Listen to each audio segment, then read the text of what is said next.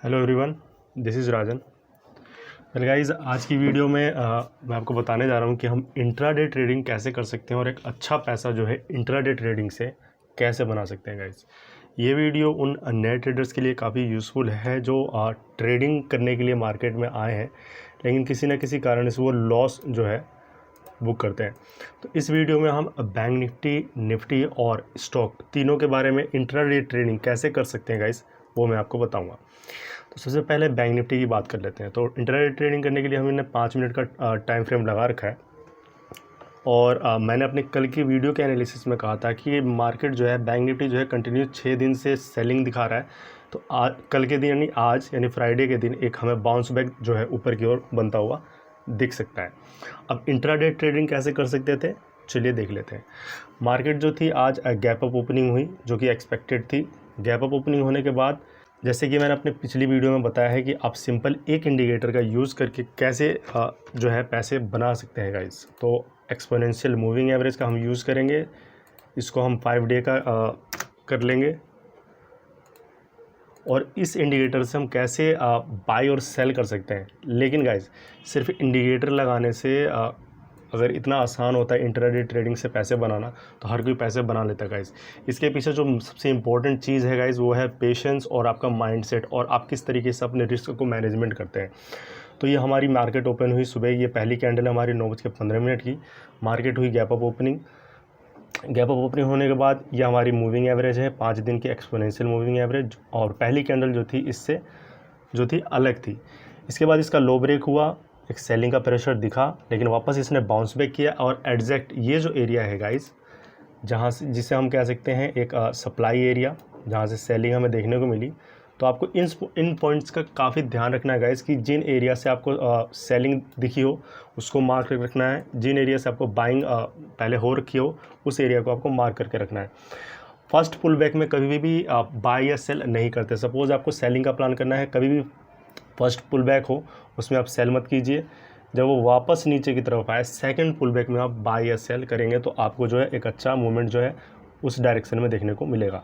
तो ये हमारा फर्स्ट पुल बैक था, वापस इसने ऊपर जाने की कोशिश की एग्जैक्ट उसी लेवल से जो कि हमारा जहाँ से इसमें पहले सेलिंग देखने को मिली, एग्जैक्ट उसी लेवल से वापस से आपको एक इंडिकेट मिला। जैसे कि मैं बताऊँ, जो हमारी ये वाली कैंडल थी गाइज 9:30 की, ये हमारी मूविंग एवरेज से अलग थी। एग्जैक्ट ये हमारा सिग्नल था कि इसकी अगली कैंडल में जस्ट यहाँ पे आप शॉर्टिंग की पोजीशन बना सकते हैं एग्जैक्ट 38,710 के आसपास। और यहाँ से एक अच्छा सेलिंग प्रेशर हमें देखने को मिला। फर्स्ट में ये लगभग 38,600 के आसपास है, लगभग 100 पॉइंट की मूवमेंट। वापस से ट्राई किया ऊपर जाने की लेकिन वापस से हमें सेलिंग देखने को मिली नीचे की तरफ। तो आज मैंने ये दोनों चीज़ ये जो एरिया था जो टॉप बना था मॉर्निंग में, मैं अपने टेलीग्राम चैनल पे अपडेट किया था और इसके बाद एक अच्छा फॉल नीचे की तरफ दिखा। ये फॉल हुआ लगभग हमारा 38,500 के आसपास, 480 के आसपास तक, और वहाँ से जो बाउंस बैक दिखा ये भी मैंने अपने टेलीग्राम पे अपडेट किया था गाइज़। और जिन्होंने अगर पोजीशन बनाई होगी वहाँ पे बाई की तो उनको भी एक अच्छा प्रॉफिट मिला होगा, ना सिर्फ बैंक निफ्टी में बल्कि मैंने निफ्टी में भी अपडेट किया था। अब ये जो कैंडल थी हमारी 10:50 पे, ये हमारी मूविंग एवरेज से अलग थी। जस्ट इसके ऊपर जैसे इसका हाई क्रॉस हुआ यहाँ पे हमारी बाइंग की पोजीशन थी और मैंने इसका स्क्रीनशॉट और आपको लिख के भेजा था कि यहाँ पे बाइंग की पोजीशन कर सकते हैं। जस्ट इसके नीचे आपका स्टॉप लॉस, और मार्केट जो थी पूरे दिन लगभग इसी के ऊपर बनी रही। तो दूसरी पोजीशन जो थी बाई की वो यहाँ पे बनी।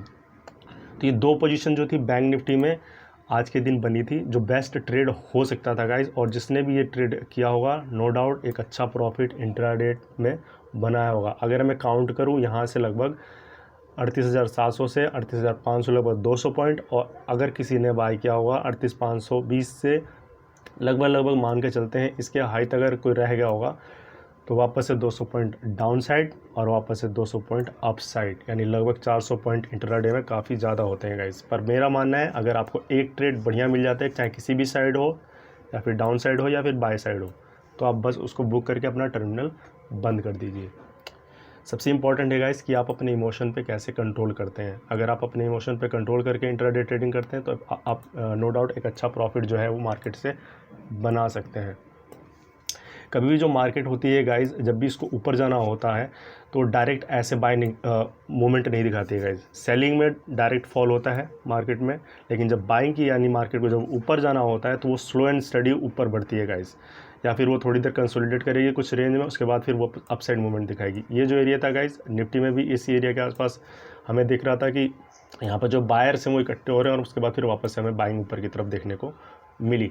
सेम पोजीशन अगर हम निफ्टी की बात करें, निफ्टी में भी सेम बना था हमारा। अगर इसमें हम इंडिकेटर को यूज़ करें और इसको हम 5 डे का कर लेते हैं, तो हमारी पहली जो पोजीशन बन रही थी जस्ट 9:35 पे, अगर कोई निफ्टी में ट्रेड अगर करता होगा तो ये जो लेवल था 9:35 की जो कैंडल थी, जस्ट इसके लो का ब्रेक होने पर यहाँ पर वो अपनी एंट्री यानी शॉर्ट एंट्री ले सकता था। जस्ट इसके ऊपर अपना स्टॉप लॉस, और एक अच्छा मूवमेंट हमें नीचे की तरफ देखने को मिला लगभग 70 पॉइंट के आसपास, और ये भी मैंने अपने टेलीग्राम पे अपडेट किया था गाइस। उसके बाद जिसने भी ये ट्रेड मिस किया होगा, उसके बाद मैंने फिर से अपडेट किया था जस्ट इस लेवल के आसपास, जहाँ से ये जो कैंडल थी 10:50 पे। आप अपने चार्ट पे इसको चेक करें, इसको बैक टेस्ट करें, आपको एक अच्छा रिजल्ट मिलेगा गाइस, और एक अच्छा प्रॉफिट आप इंट्राडे ट्रेडिंग से बना सकते हैं। जस्ट इसके ऊपर इसके हाई के ब्रेक होने पर हमारी एंट्री बाइंग एंट्री बन सकती थी। बैंक निफ्टी जो था गाइस थोड़ा सा वीक हमें नज़र आया निफ्टी के मुकाबले, जो कि मैंने अपने टेलीग्राम पे अपडेट किया था। लेकिन निफ्टी जो था गाइस नो डाउट पूरे दिन एक अच्छा मूवमेंट, एक अच्छा जो है ऊपर की तरफ इसने मूवमेंट दिखाई है। अगर हम इसके डेली का कैंडल को देखें तो आपको एक डब्ल्यू पैटर्न क्रिएट होते हुए दिखेगा इसके डेली के कैंडल में। तो नो डाउट मार्केट जो है यहाँ से एक अप मूवमेंट दिखा सकते हैं। लेकिन इस पे जो वीडियो है मार्केट एनालिसिस की जो वीडियो है वो मैं संडे को अपलोड कर दूंगा। आज हम किस तरीके से ट्रेडिंग कर सकते थे इंट्राडे में वो डिस्कस कर लेते हैं।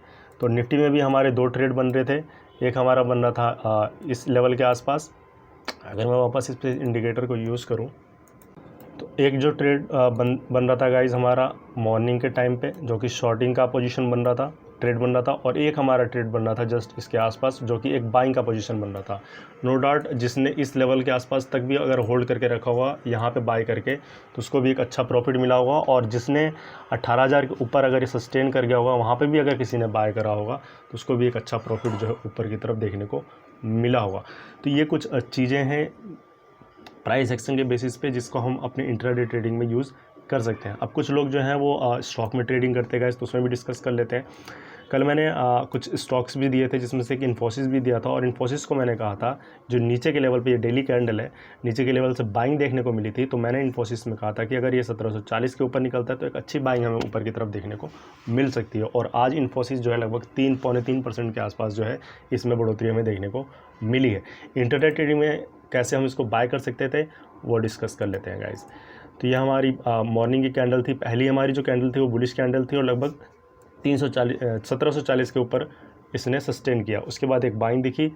कभी भी गाइज अगर आप इंट्राडे ट्रेडिंग करते हैं, ये हमारा फर्स्ट पुल बैक, वापस इसने रिटेस्ट किया। रिटेस्ट करके आप क्या कर सकते हैं, यहाँ से एक ट्रेंड लाइन का यूज़ कर सकते हैं। और ये जो कैंडल थी गाइज हमारी ब्रेकआउट कैंडल थी, यहाँ पे आप अपनी बाइंग की पोजीशन क्रिएट कर सकते थे, और जस्ट इसके नीचे या फिर जो हमारी इनिशियल लेवल था, ये इनिशियल लो था, इसके नीचे आप अपना स्टॉप लॉस रख सकते थे। लगभग 5 पॉइंट के आसपास आपका स्टॉप लॉस हो सकता था, 5 से 10 पॉइंट का। और आज जो इन्फोसिस है एक अच्छा मूवमेंट दिखा हमें, लगभग 1780 तक की मूवमेंट इसमें दिखी। यानी पूरे दिन जो था इन्फोसिस जो था वो लगभग ऊपर की तरफ मूवमेंट करता रहा। कभी भी गाइस जब किसी स्टॉक को या इंडेक्स को ऊपर की तरफ बढ़ना होता है तो वो स्लो एंड स्टडी बढ़ता है गाइस। लेकिन जब उसमें करेक्शन आती है या फिर डाउनफॉल आता है तो सडनली डाउनफॉल आता है गाइस। तो इस चीज़ का आपको ध्यान रखना है। अगर कोई ब्रेकआउट लेवल है, अगर कोई स्टॉक या फिर इंडेक्स उस लेवल के आसपास आके अपने आप को सस्टेन कर लेता है तो नो डाउट वहाँ से वो ब्रेकआउट जो है वो दे सकता है। लेकिन अगर वहाँ पे सेलर एक्टिव होंगे गाइस, बहुत सारे सेलर होंगे अगर उस लेवल के आसपास, तो मार्केट जो है उस लेवल के आसपास पहुँचने के बाद एक अच्छा फॉल जो स्टार्टिंग में ही आपको दिखा देगी। तो ये चीज़ का हमें ध्यान रख सकते हैं एक इंट्राडे ट्रेडिंग करने के साथ गाइज। तो आशा करता हूँ आपको ये वीडियो पसंद आई होगी guys. Okay guys, we will meet in next video. Till then goodbye, thanks for watching guys.